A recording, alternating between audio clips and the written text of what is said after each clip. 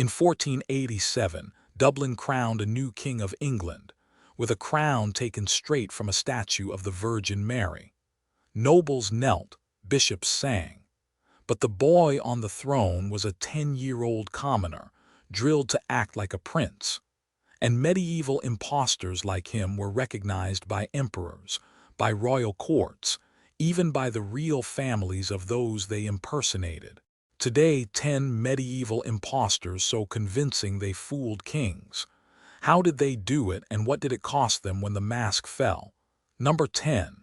The Boy King. Before Lambert Simnel ever wore a crown, he was a craftsman's son from Oxford, a boy so ordinary that history cannot even agree what his father did for a living.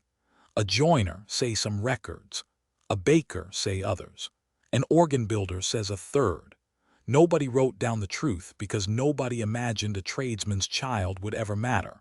One man disagreed. Around 1486, an Oxford priest named Richard Simmons looked at this boy and saw raw material. The face was handsome. The bearing, people said later, was almost royal.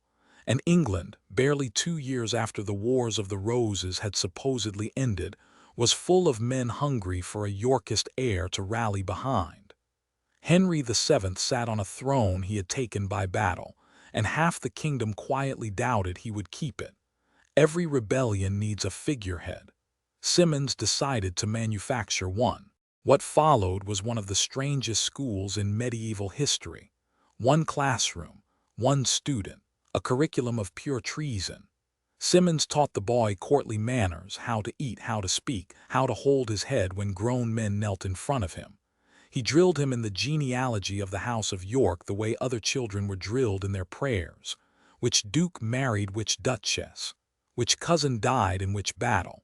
Whatever a prince would remember, this boy had to remember, and he absorbed all of it. That detail runs through every account of the affair, how fast the child learned, how completely he vanished into the role. The role was Edward Plantagenet, Earl of Warwick, nephew of King Edward IV, and by Yorkist reckoning, the true heir to the English throne. There was one breathtaking problem with the plan. The real Earl of Warwick was alive.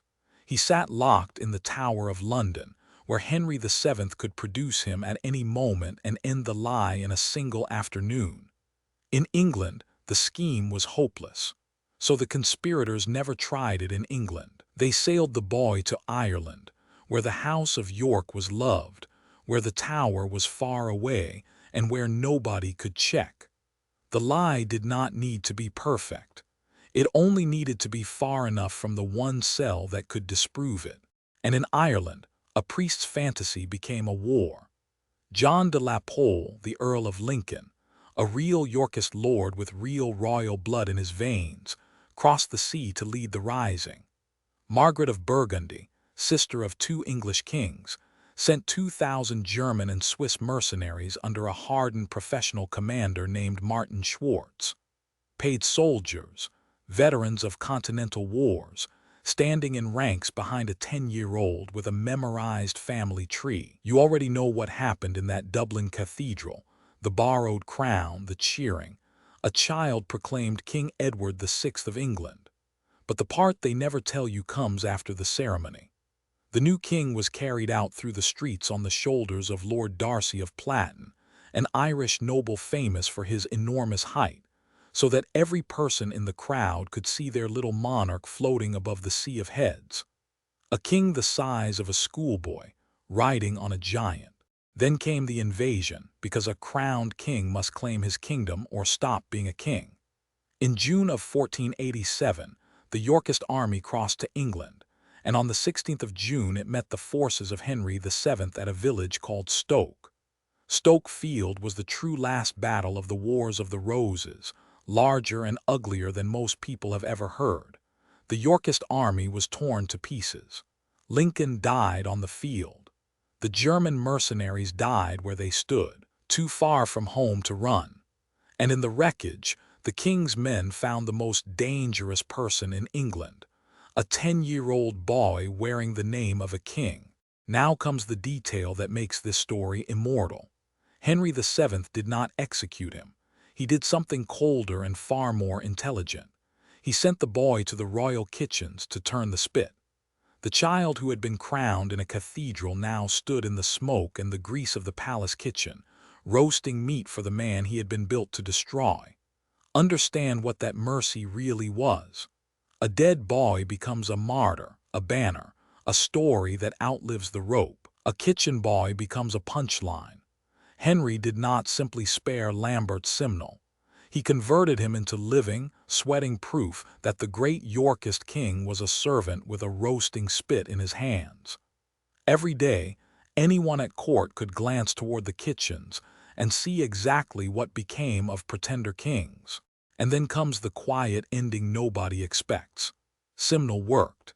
He kept his head down and he was promoted all the way up to Royal Falconer, a respected post near the king, out in the open air among the hunting birds. He outlived Henry VII. He outlived nearly every man who had used him, and he died in his own bed sometime after 1534, almost half a century after his coronation. Weigh that against everyone else in the story. The priest wrote the part. The earls paid for the stage. The mercenaries bled for it in an English field. The puppet was the only one who walked away. But notice what Simnel had behind him. A duchess, an earl, 2,000 professional killers. The next impostor on our list had none of that. He walked up to a royal palace completely alone, announced that he was the true king of England and challenged the reigning monarch to a duel for the crown. And when the court finally demanded to know why he had done it, he blamed his cat. Number 9. The Devil's Cat. In the year 1318, a young clerk walked up to Beaumont Palace in Oxford and made an announcement to anyone who would listen. This palace, he declared, belonged to him, because he was the rightful king of England. He had no horse, no retinue, no letters, no seal, no soldiers. Just one young man in clerk's clothes, laying claim to a throne and pointing at the side of his own head as evidence. His name was John Deydras. Some chronicles call him John of Powderham, and here is the first uncomfortable fact. He looked the part.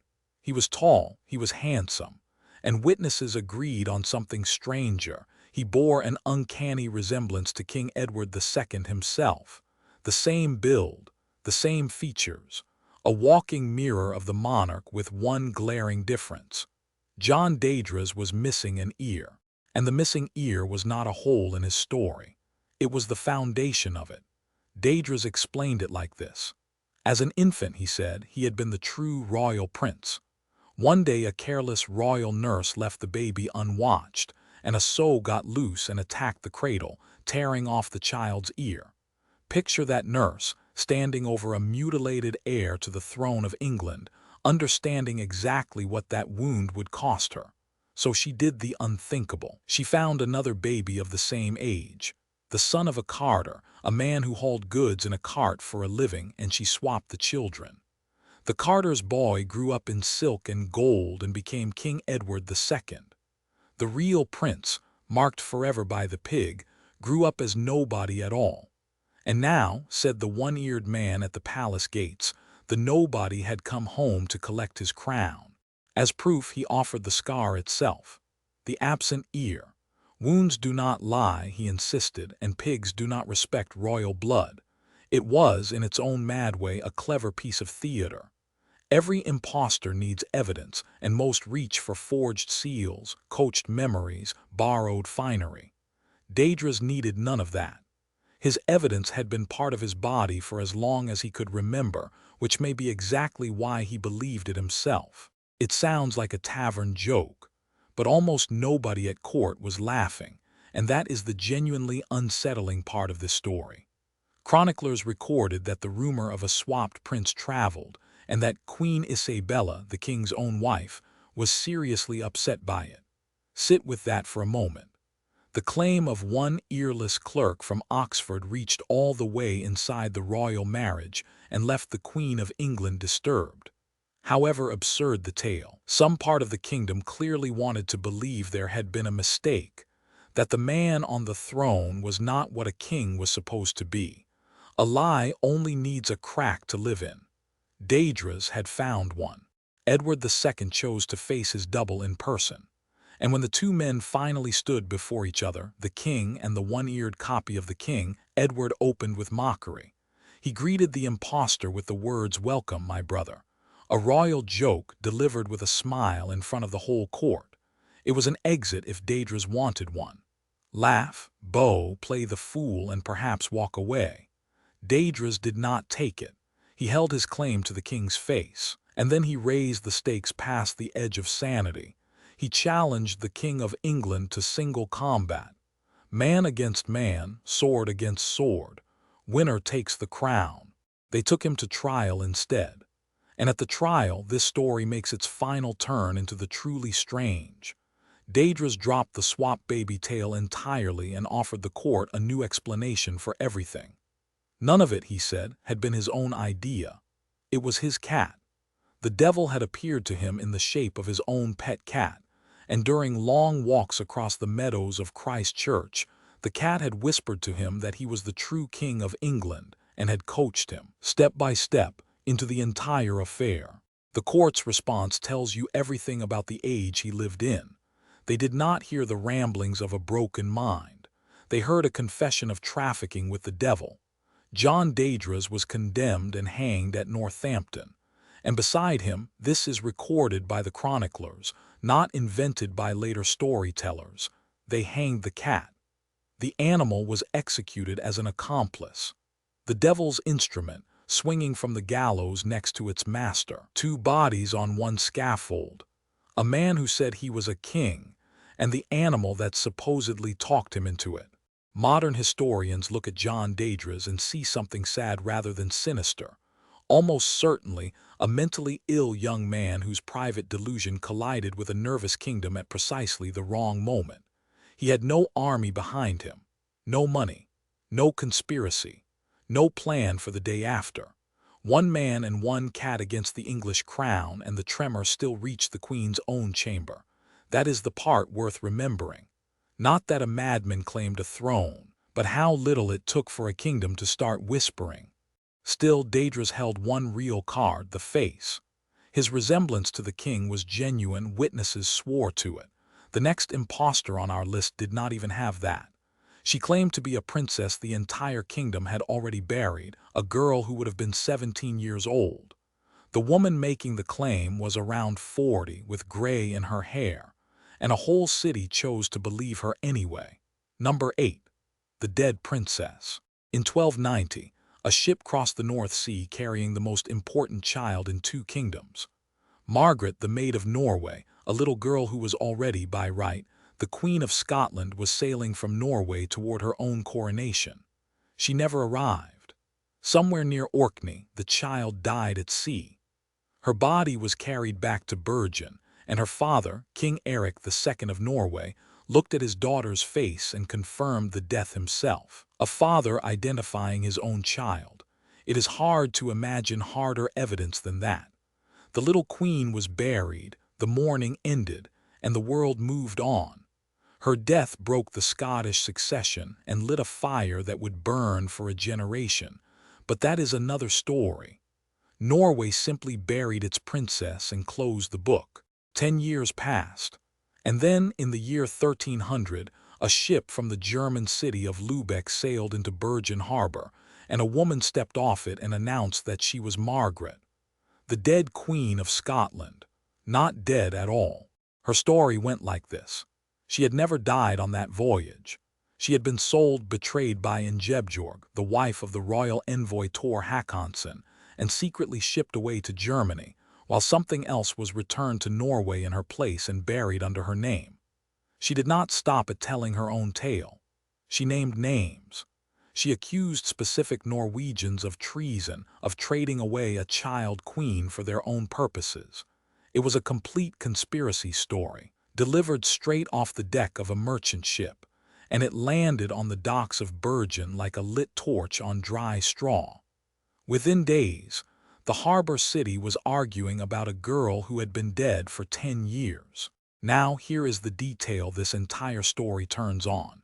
If Margaret had lived, she would have been 17 years old. The woman standing on the pier in Bergen was around 40. Her hair was streaked with gray.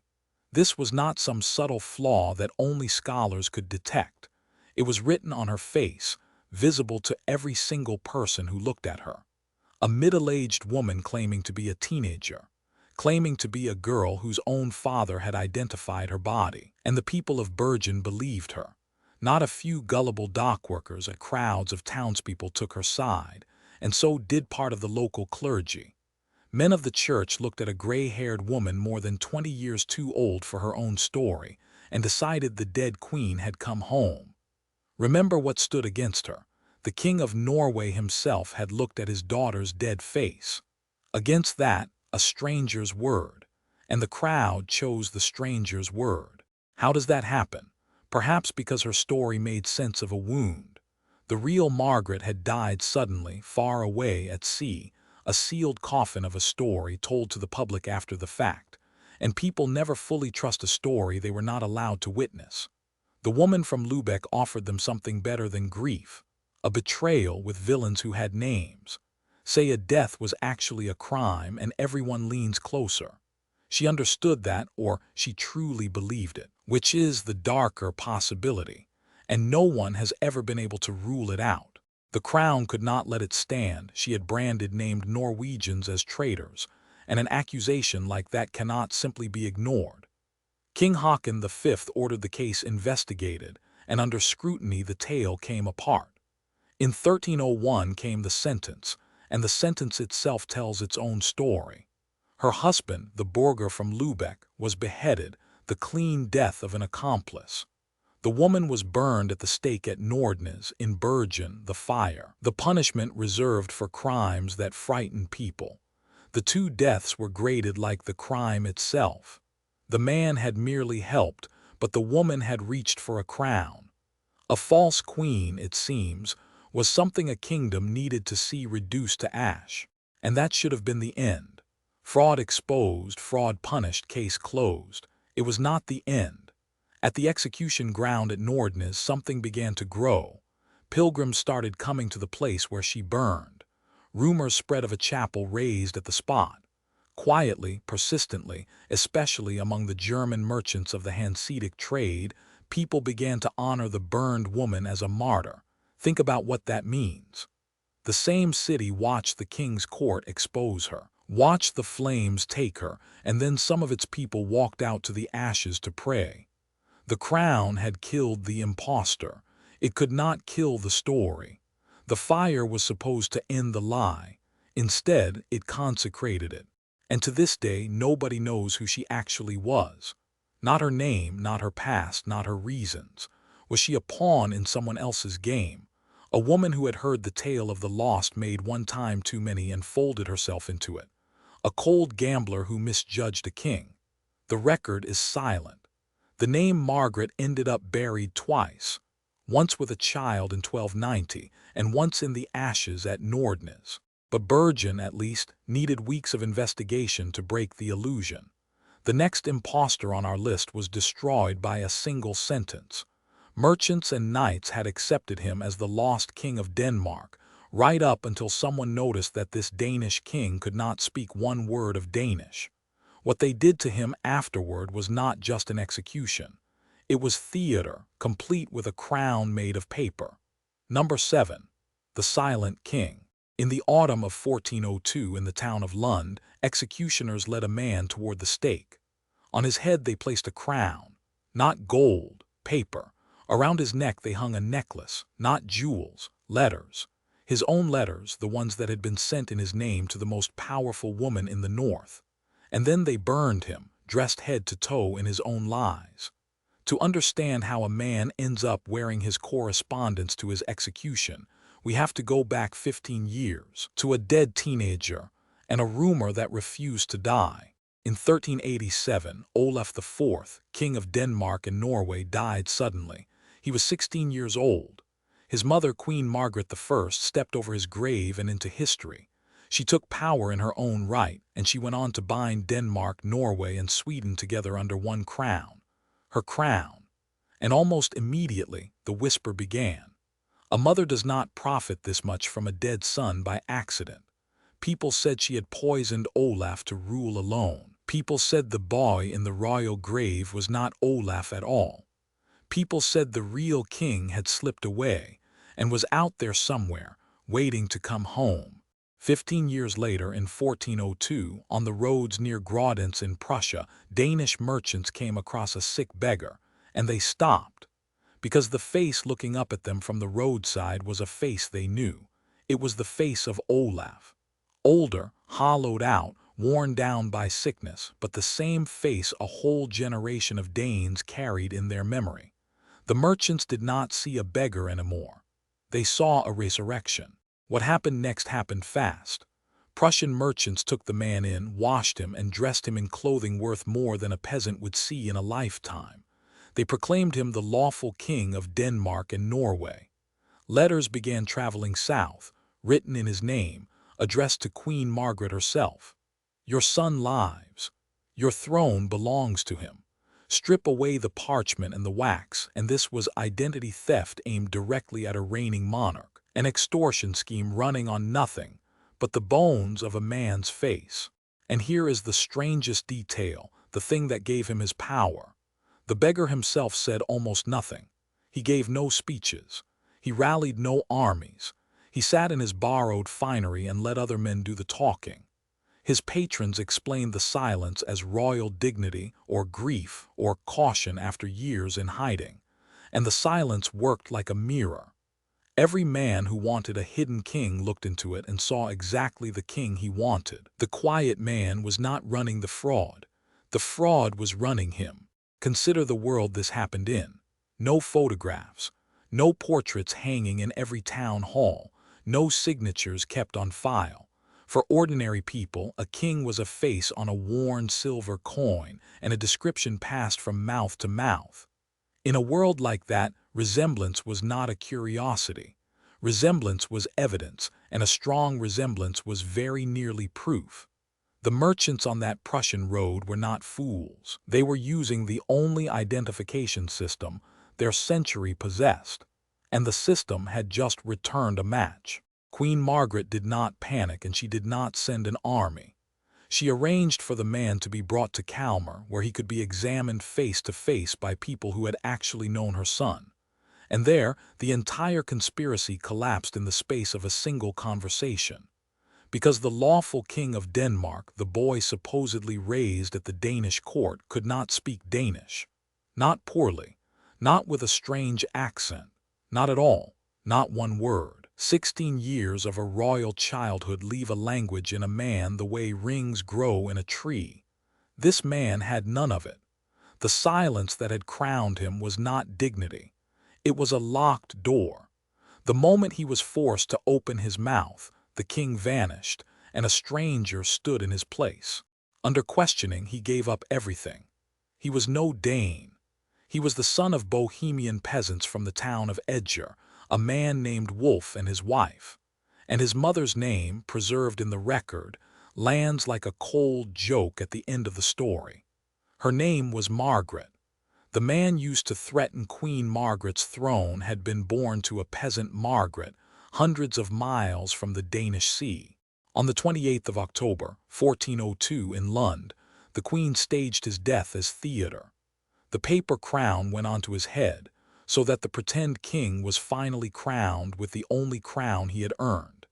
His letters to the Queen were hung around his neck, so that the fire would consume the lies and the liar together. This was not merely an execution. It was a message written in flame, addressed to every town that had honored him and every noble who had dressed him. Margaret was showing the entire North, in one unforgettable image, exactly what a paper king was worth. But notice the one thing she could not burn, the rumor itself. She could kill the man. She could not kill the story that had created him, the story that a queen had poisoned her own son. That story had already found one face on a Prussian roadside. A story like that can always find another.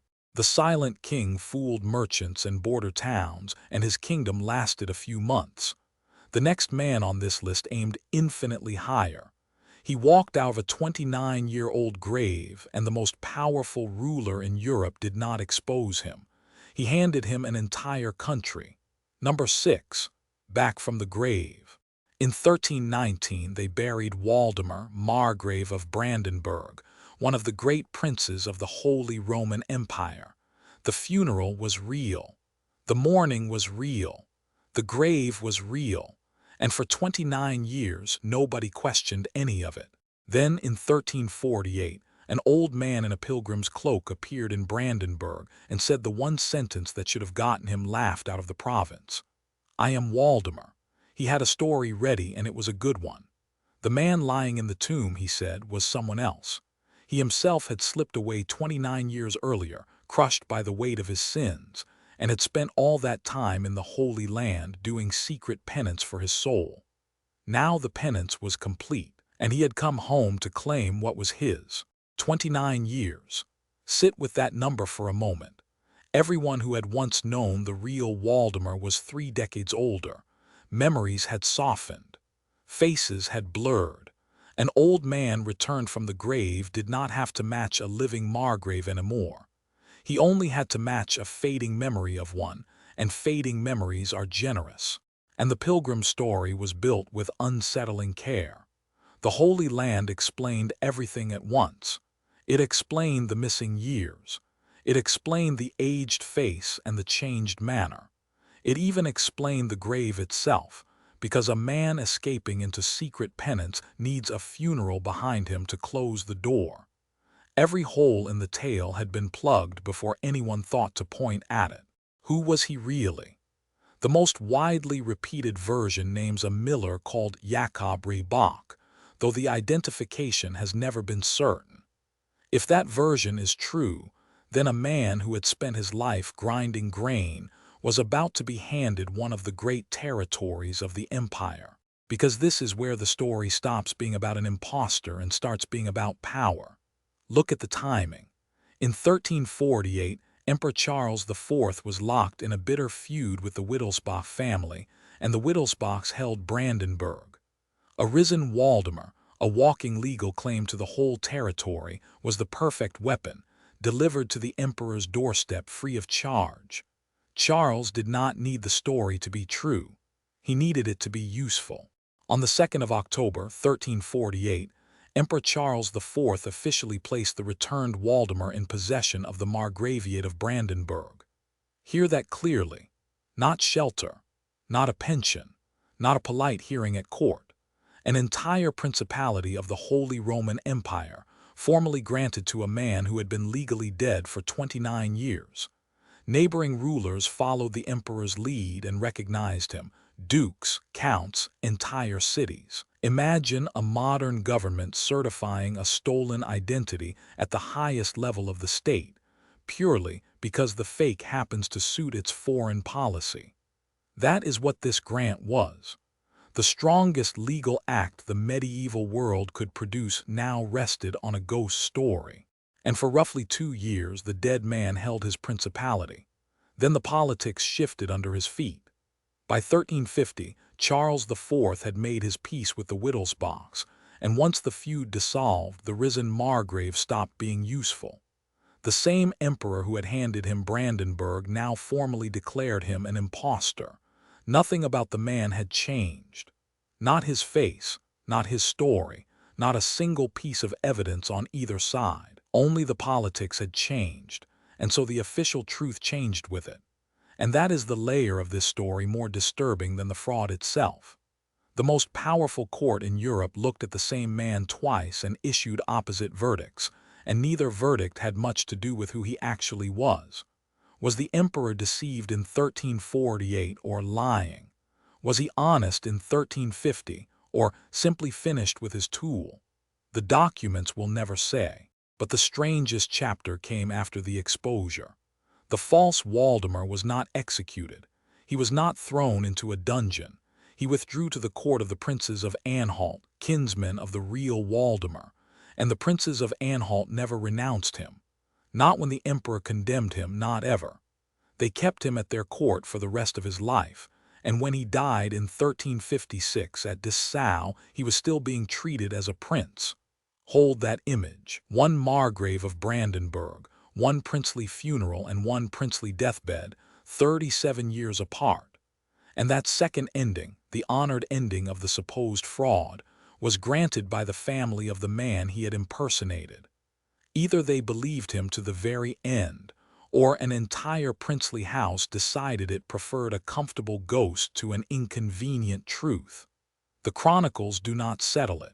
Historians still argue. And there is one final twist of the knife. The grave from 1319 kept its silent occupant the whole time. If the returned man was telling the truth, then a stranger received a Margrave's funeral. If he was lying, then a Margrave watched a stranger take his name, his land, and his princely ending. Two men, two sets of princely honors, and to this day, no certain answer as to which one was the real Waldemar. The Margrave from the grave deceived an emperor or gave an emperor a convenient excuse. Either way, his believers were courts and chanceries, men reading documents at a distance.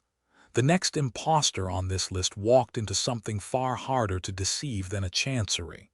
She walked up to a dead woman's own brothers, and the brothers opened their arms. Number 5. Joan Reborn. In 1431, in Rouen, the English burned Joan of Arc, the peasant girl who had broken the siege of Orleans and put a king on the throne of France. That fire should have ended the story. But fires like that one breed rumors, and the rumor moving through France said the English had been cheated. That the woman on the pyre had been someone else. That the maid had escaped the flames and was alive and would return. The rumor had room to grow because the execution had been an English affair, carried out on English-held ground. France had no grave to visit, no tomb to touch, and only the word of the enemy for proof. An absence like that leaves a door standing open. 5 years later, in May of 1436, a woman appeared in Lorraine. She wore armor. She dressed in men's clothing. She rode and carried herself like a soldier, and by most accounts she had earned that bearing honestly, likely having fought as a mercenary in men's dress before she ever took a famous name. Whoever she was, the armor was not a costume on her, and she called herself Joan the Maid. Every impostor on this list had to fool strangers. This woman walked straight into a test that no fraud should be able to survive. In the autumn of 1436, she came face to face with Pierre and Jean du Lys, Joan of Arc's own brothers, men who had grown up beside her and followed her to war. The brothers looked at this woman and they declared her their sister, returned from the fire. Why? The sources give no clean answer and historians still argue. Grief does strange things to the eyes. Hope does stranger ones. And a living Joan meant honor and reward for her family, while a dead Joan was only a wound. Whatever moved them, from that day forward the fraud carried a shield no document could pierce. Her own family said it was her. Think about what that recognition did to everyone standing downstream of it. If a skeptic in Lorraine raised an eyebrow, the answer was already waiting. Her brothers know her. Do you claim to know Joan of Arc better than the men who shared her childhood home? There was no reply to that. The strongest possible witnesses had already testified, and they had testified with open arms. With the brothers came legitimacy, and with legitimacy came a life. She married a knight, Robert des Armoises, and became the Lady des Armoises, mistress of a household. Weigh that trade for a moment. 5 years earlier, Joan had been chained, condemned, and burned in a market square. Now a woman wearing her name had a husband, a title, and a future. Then came the moment that turns this story from strange to almost unbelievable.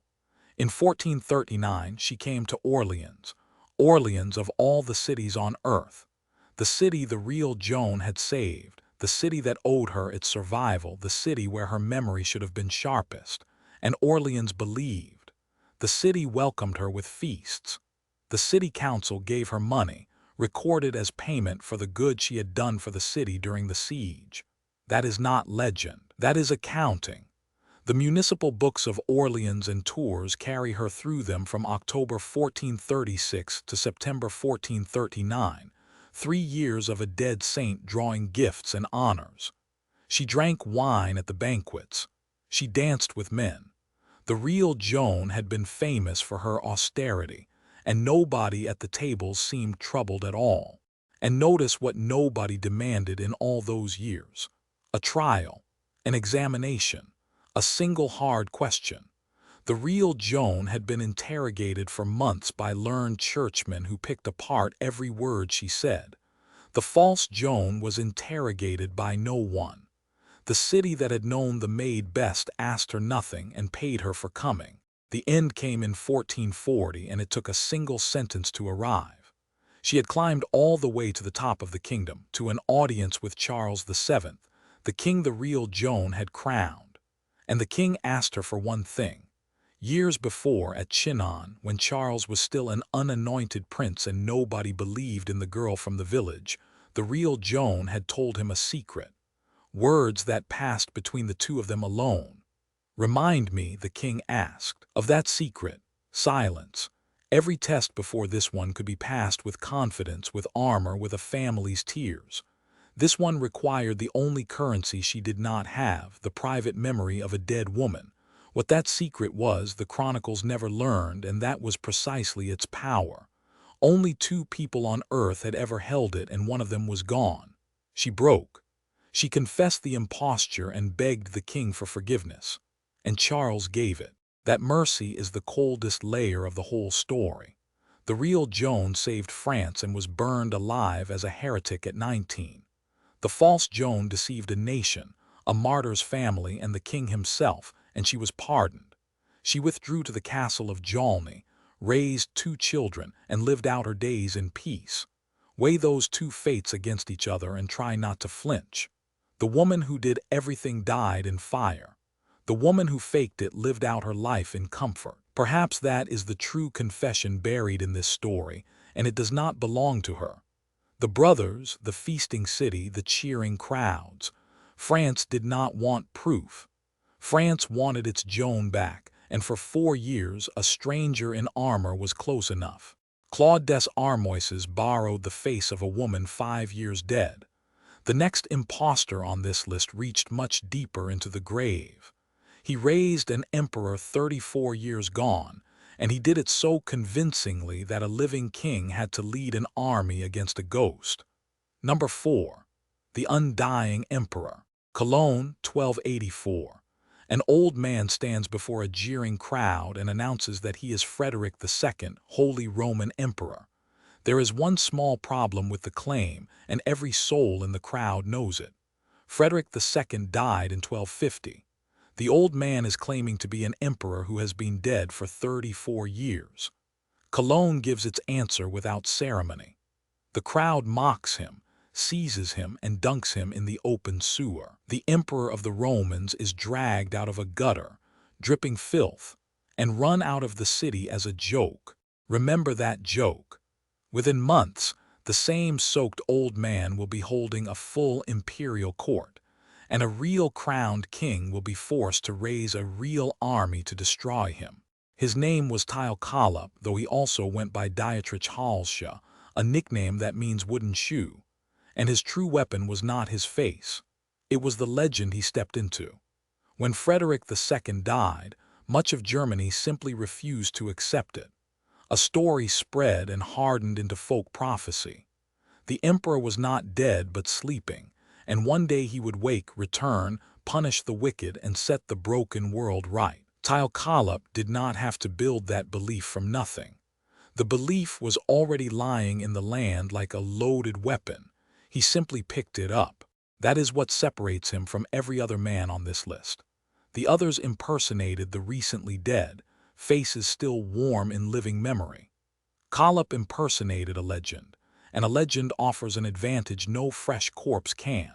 Nobody expects a legend to look exactly right. An emperor who has slept for 34 years is allowed to return as a strange old man with unfamiliar manners. The story had already forgiven every flaw in his performance, in advance. And he understood something most impostors never grasp. A face persuades a crowd, but paper persuades institutions. Kolup did not stop at imperial manners and an imperial bearing. He set up a chancery, a working imperial office. He had a forged imperial seal made. He began issuing charters and privileges to towns, formal documents sealed in wax, the medieval equivalent of official state paperwork. Other frauds forged a passport. Kolup forged the passport office. And bureaucracy has a strange gravity of its own. A man who issues documents looks legitimate precisely because only legitimate men are supposed to issue documents. Every charter he sealed made the next one easier to believe. It worked, and it worked frighteningly fast. In the town of Neuss, only months after the sewer in Cologne, Kolup held a genuine imperial court. Money flowed in. Petitioners lined up with their lawsuits and their grievances, asking a dead man for justice. Supporters arrived from far beyond the Rhine, some from Italy itself. In the summer of 1285, the entire court packed up and moved to Wetzlar, traveling like a real imperial household on progress through the realm. Somewhere between the gutter of Cologne and the throne room at Neuss, the joke had quietly died, and something genuinely dangerous had been born in its place. The petitioners are the detail worth holding onto. People did not simply cheer this man in the street and move on.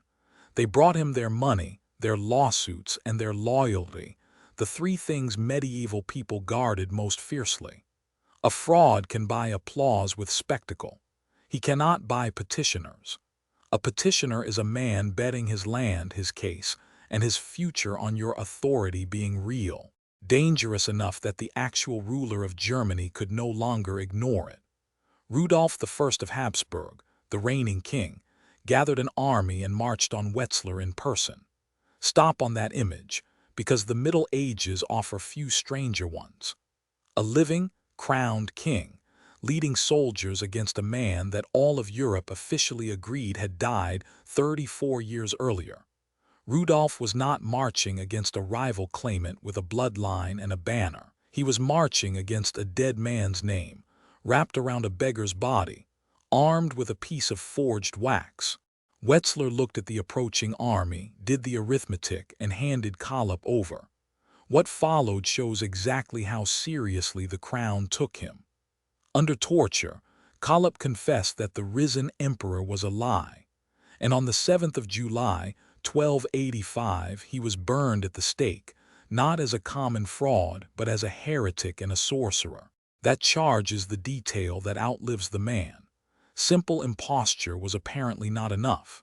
To unmake the risen emperor, the authorities had to reach all the way down to hell and declare that the undying Frederick was a puppet with a devil's hand inside it. You do not burn a confused old beggar with that much ceremony. You burn a threat.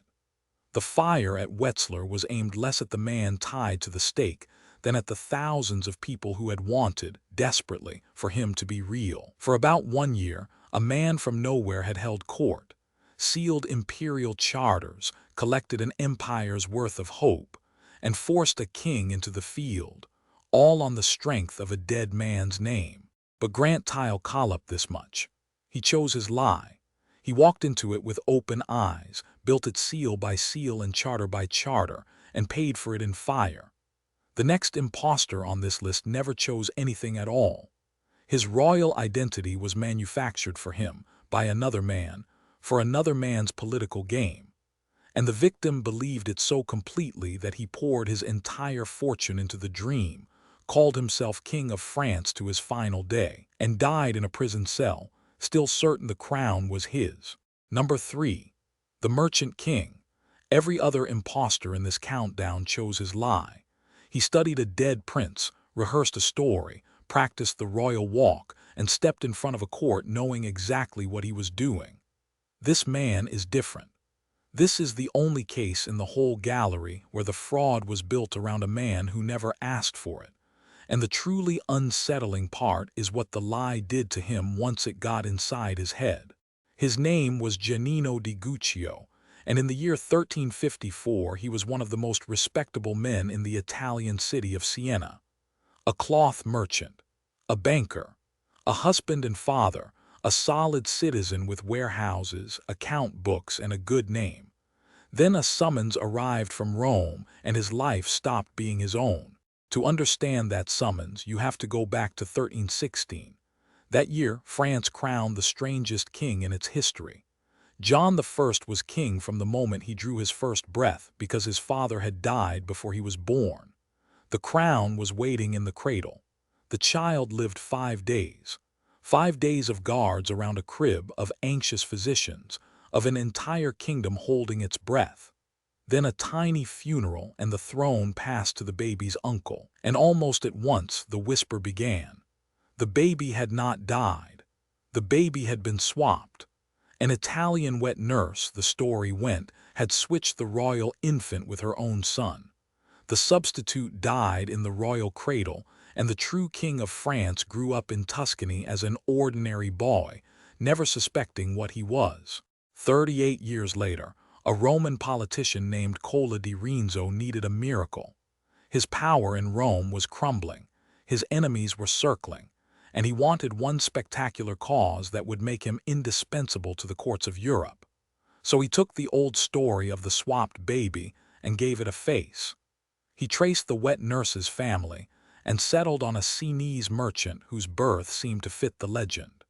The merchant had been born in 1316, the very year of the vanished king. The dates fit, and for a forger, that was all the raw material he needed.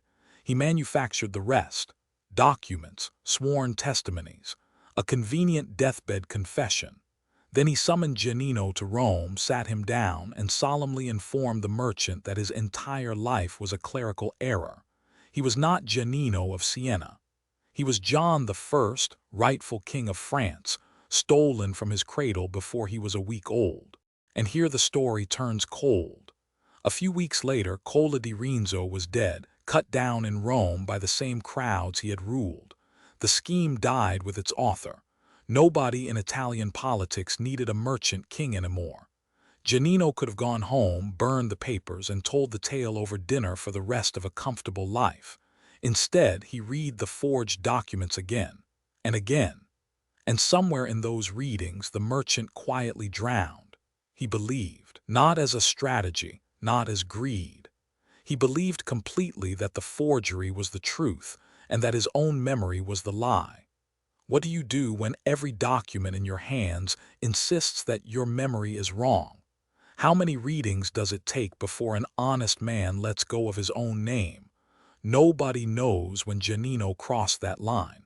We only know he never came back. He traveled to the court of Louis I of Hungary, a king whose family was tied to Queen Clementia, the dead infant's mother, and talked his way into a letter of recognition. An actual royal document acknowledging the claim of a Tuscan cloth trader to the throne of France. He wrote petitions. He pressed princes, prelates, anyone with a seal. And piece by piece he poured his entire fortune, the warehouses, the banking capital, everything a lifetime of trade had built, into hiring mercenary companies for a war to take back his kingdom.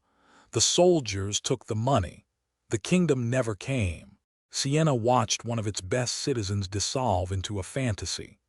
On the 27th of October, 1359, the city council formally stripped him of the right to hold public office, and the wording of that decision survives, devastating in its dryness.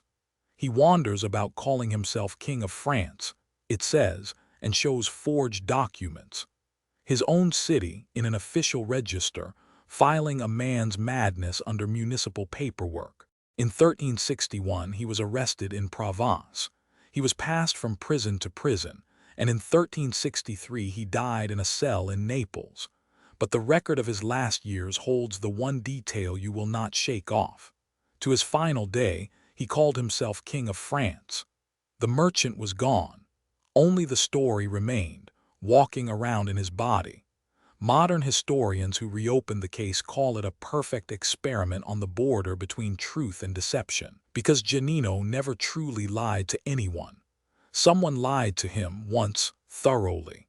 And the lie outlived its inventor by 9 years, wearing an honest man like a coat. But notice one thing.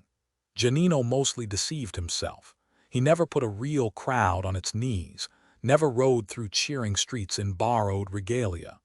The next man in the countdown was a professional entertainer with a gray beard and a genius for silence, and he achieved everything the merchant king only dreamed about. Cities threw open their gates to him.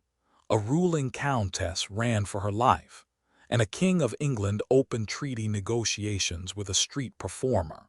Number 2. The Minstrel Emperor. In the year 1205, the most powerful man in Flanders vanished from the face of the earth. Baldwin IX was no ordinary count. He had ridden east on the Fourth Crusade, and when the Crusaders stormed Constantinople, they did something almost unthinkable. They put a count from the Low Countries on the throne of the Eastern Empire and crowned him emperor.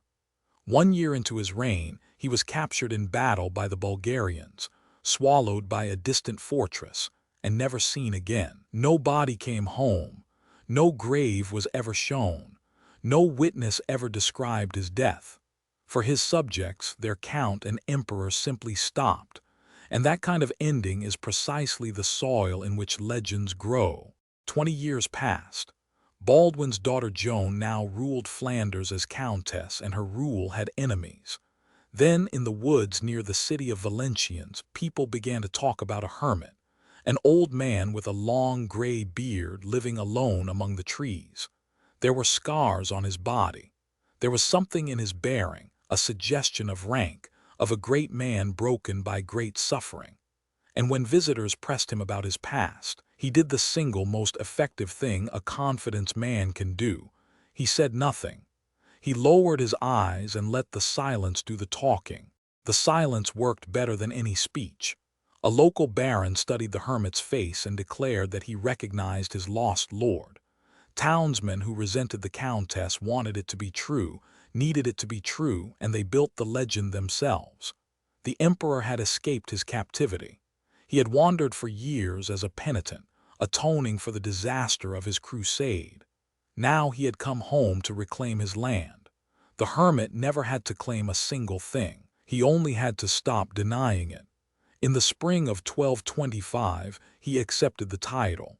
And pause on that mechanism, because it is the most disturbing part of this story. Nobody sold Flanders a lie. Flanders assembled the lie itself, out of grief, resentment, and hope, then handed it to a stranger in the woods and begged him to wear it. The most dangerous impostor is not the one with the best story. It is the one whose audience writes the story for him.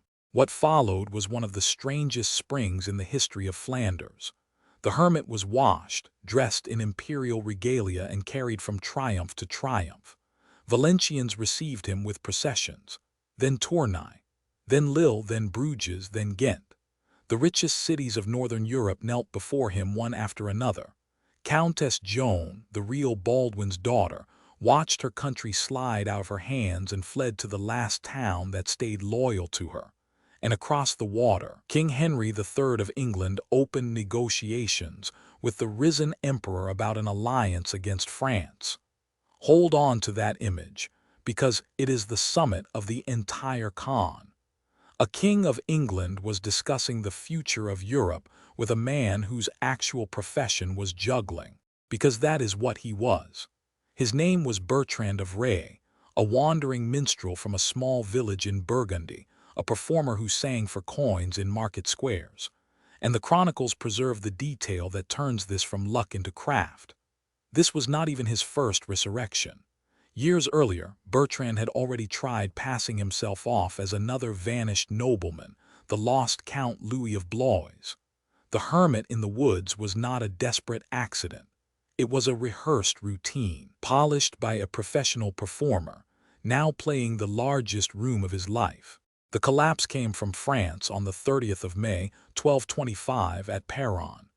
King Louis VIII agreed to meet the returned emperor face to face, and instead of demanding documents or parading witnesses, the king quietly asked 3 questions. Where were you knighted and by whom? Where did you marry your wife, Marie of Champagne? The real Baldwin could have answered half asleep, because these were the brightest days of his own life. The minstrel stood before the King of France and produced nothing, not the place of his knighting, not the church of his wedding, not even, as one chronicler recorded with a perfectly straight face the memory of his own wedding night. That night, the Emperor of Constantinople slipped out of Perron and ran. The flight confessed everything his mouth had not. He was hunted down, captured, and handed over to Countess Joan, the woman whose father he had worn like a costume, whose rule he had nearly broken. Soon afterward, at the gates of Lille, he was executed. The chronicles disagree on the exact method, but most say the rope. And then came the twist that refused to die with him. For a century afterward, a whisper followed the Countess of Flanders like a shadow. What if the hermit had been the real Baldwin after all? What if Joan had executed her own father to keep her throne? The impostor was dead, but his lie kept working from beyond the grave, gnawing at the name of the woman who had ended him. And yet measure Bertrand honestly and he falls short. His empire lasted barely 3 months. It never left one corner of Europe. One calm afternoon of questions was enough to snap it. The final impostor of this countdown belongs to a different league entirely. His performance ran for 6 years. His stage was every great court in Western Europe, and the people who vouched for him were not bitter townsmen. They were kings, an emperor, and the aunt of the very prince whose face he had stolen. Number 1, the perfect prince. It begins with the wound that England could not close. In 1483, the 2 young sons of King Edward IV were lodged in the Tower of London, and then quietly they were not. No funeral, no bodies, no explanation. The princes in the Tower faded out of history in plain sight. Everyone suspected what had happened to them, and nobody could prove it, which left a terrifying question hanging over the English crown. What if one of the boys had survived? In the autumn of 1491, in the Irish port of Cork, that question acquired a face. A young man of about 17 walked through the streets modeling the silks of his employer, a cloth merchant. He carried himself with such improbable grace that people began saying it out loud. This was Richard of Shrewsbury, Duke of York, the younger of the lost princes. The story caught like dry straw. And once it caught, the most powerful people in Europe began, one by one, to feed the fire. Charles VIII of France received him in Paris and treated him as a prince of England. Then came the endorsement that still makes historians argue. Margaret of Burgundy took him under her protection, and understand exactly who Margaret was. She was the sister of Edward IV, the real Richard's own aunt. If any living person could unmask a false nephew in 5 minutes of conversation, it was her. Instead, she publicly recognized him as her nephew. And then, behind closed doors, she educated him. The genealogy of the House of York, the etiquette of a court that no longer existed, household names, palace corridors, family memories that no ordinary young man from Flanders had any business knowing. Whether she was truly deceived, or whether she built the weapon with her own hands, historians have never settled. Then Emperor Maximilian went further still. At the funeral of Emperor Frederick III, before the assembled dignitaries of Europe, he acknowledged the young man as Richard IV, rightful King of England. But the deepest commitment came from Scotland, and it is the detail this whole list has been building toward. In November 1495, King James IV received the young man at Stirling and did not merely believe him. He invested in him. A pension of £1,200 a year, a place of honor at the Scottish court, and then a step that no cynical explanation fully survives. James gave him a bride, Lady Catherine Gordon, daughter of the Earl of Huntly, the king's own kinswoman and one of the noblest women in Scotland. Think about what a wedding meant. A pension can be cancelled, a recognition can be retracted, but a marriage into the royal kin was permanent, sealed before God in front of the whole nobility. James bound his own bloodline to a stranger's word. The following year, 1496, a Scottish army crossed the border into England with the young man riding in its train, invading under the banner of King Richard IV. Meanwhile, in London, Henry VII fought the quietest war of the 15th century. For years his spies crawled through the courts of Europe, buying servants, bribing clerks, tracing one man's childhood town by town, assembling a file. Henry refused to grant his enemy any royal name. In his letters he used a phrase dripping with contempt, the feigned lad. But the contempt was armor over fear. Henry's own claim to the crown was thin, won on a battlefield barely a decade earlier. If England ever decided the lad was genuine, the Tudor dynasty was one battle away from extinction. In 1497, the perfect prince finally landed in Cornwall to claim his kingdom, and the kingdom did not rise. The campaign crumbled within weeks. Cornered, he surrendered, and before the royal council the illusion dissolved. He confessed that he was Perkin Warbeck, son of a boatman from the city of Tournai in Flanders. Run the arithmetic of that sentence. 6 years of performance, half the crowned heads of Western Europe, one royal wedding, and not a single drop of royal blood. And then the story takes its strangest turn. Henry did not kill him. He kept him at court in fine clothes under polite guard. A living trophy displayed at dinners, the ghost of the House of York domesticated into furniture. It might have ended there, absurd and almost merciful. But Warbeck escaped, was caught, and tried to escape again. And the patience of the Tudor court ran out. On the 23rd of November, 1499, the man half of Europe had bowed to was hanged at Tyburn like a common thief.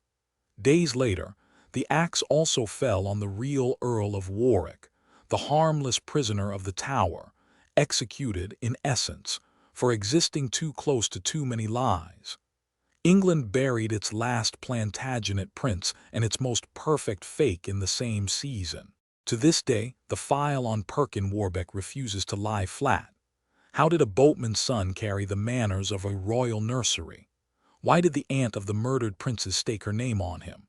And why did Henry, so eager to publish the confession, never produce the bodies that would have ended the question forever?